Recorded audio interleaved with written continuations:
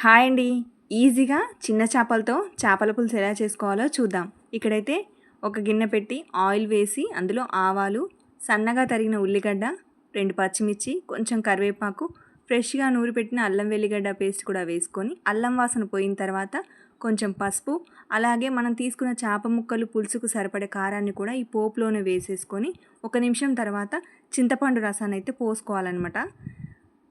ఇందులోనే మన టేస్ట్‌కి సరిపడా ఉప్పుని, గరం మసాలా, ధనియాల పొడి కూడా వేసుకోవాలి. అలాగే మన పులుసుకి టేస్ట్‌నిచ్చేది జీలకర్ర మెంతుల పొడి. దాన్ని వేసుకుంటే మన చింతపులుసు అనేది చాలా తిక్కుగా అవుతుంది. చూసారా?